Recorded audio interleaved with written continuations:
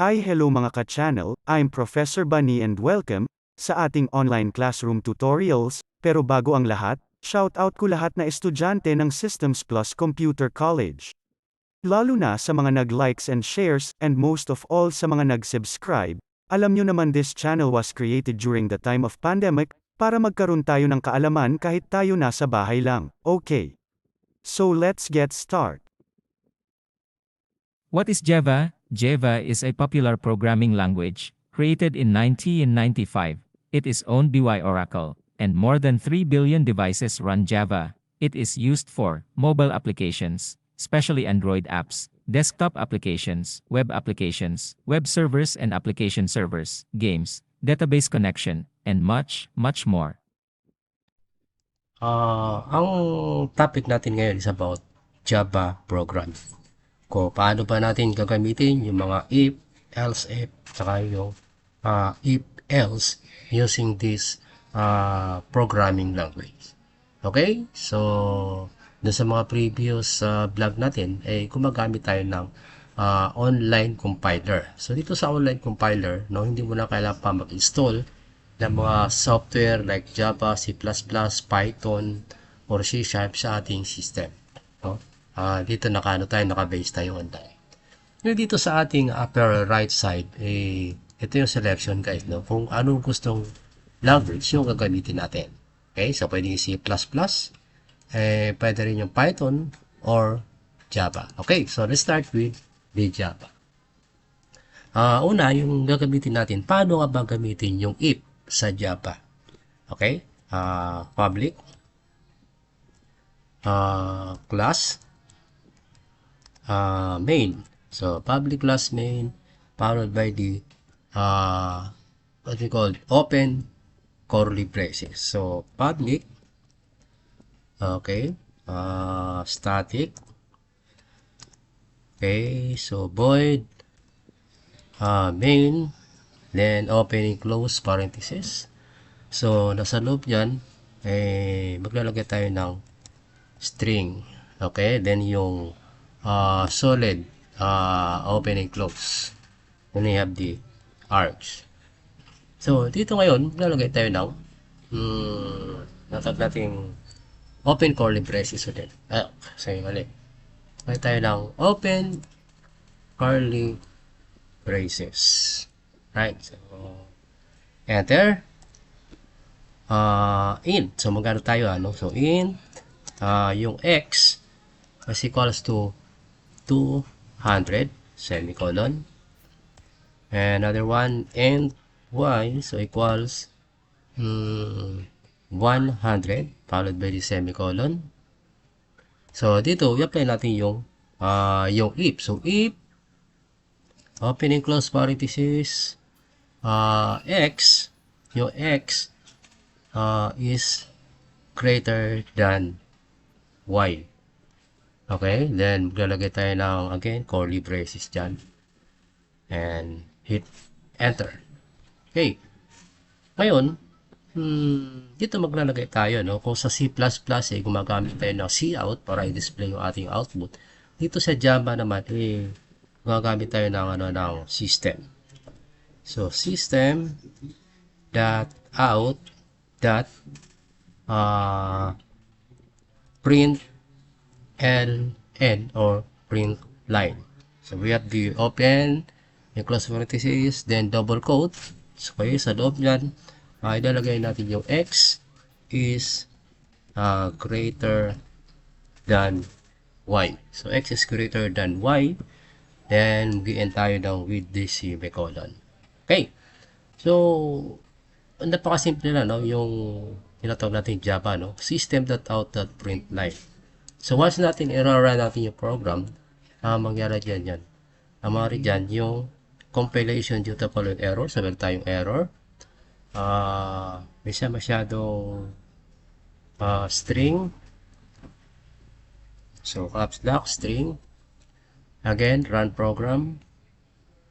Yun, x is greater than y. Na tama naman kasi, di ba? Ang 200 is greater than 100. So, kung halimbawa, gano'n natin siya, x is smaller than y. So, x is smaller than y. So, anong gagawin niya? X is greater than y. So, run.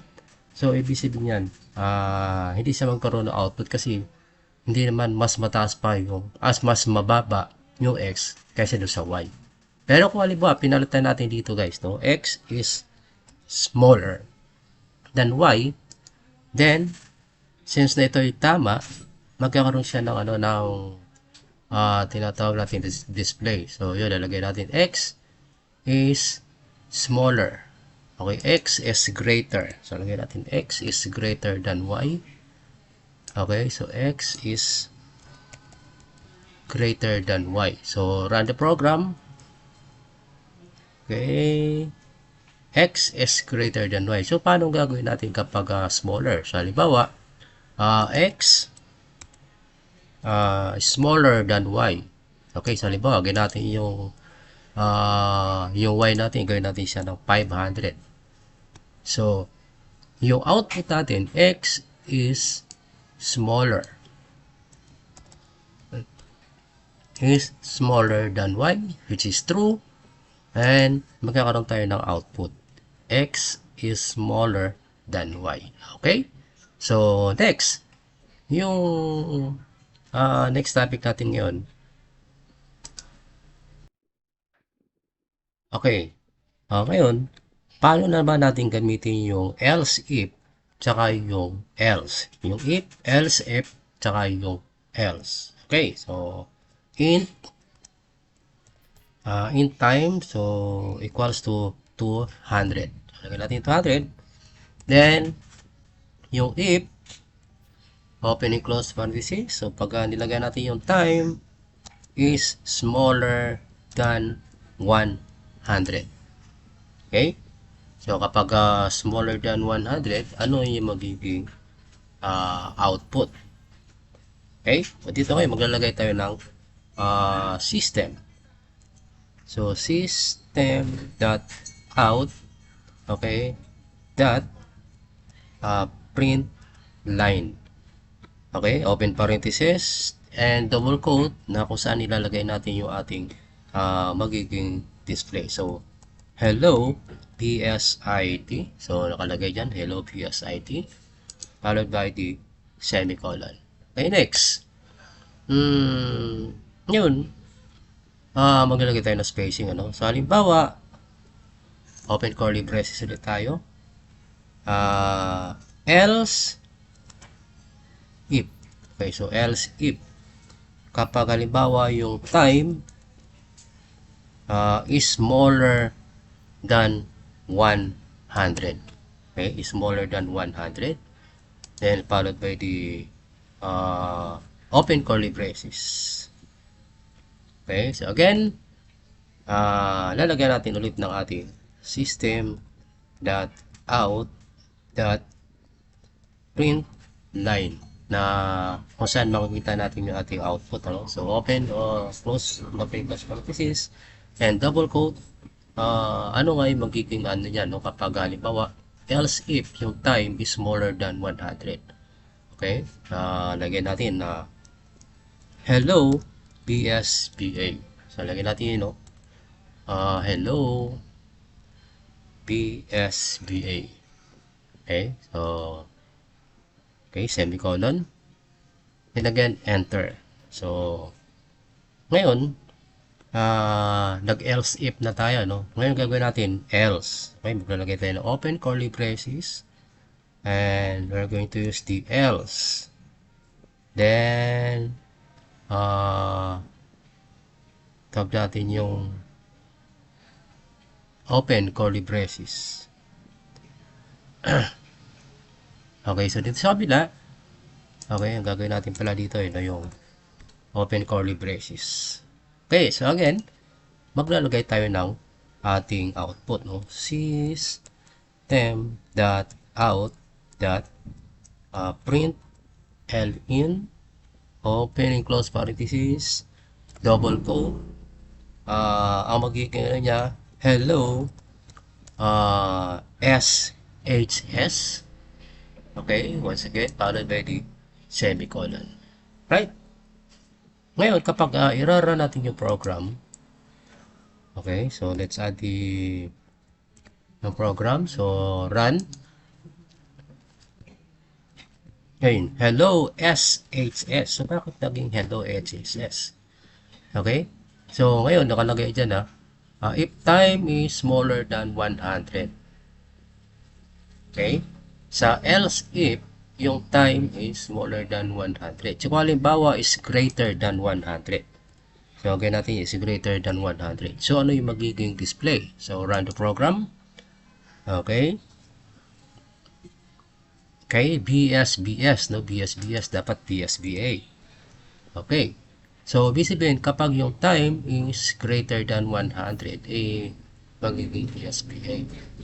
Ngayon, kapag halimbawa is smaller than 200.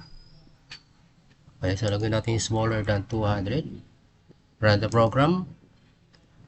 Okay, so hello SHS. Okay? So, ganun lang din kasimple kung paano gamitin yung if, else, if, tsaka yung else dito sa Java programming language.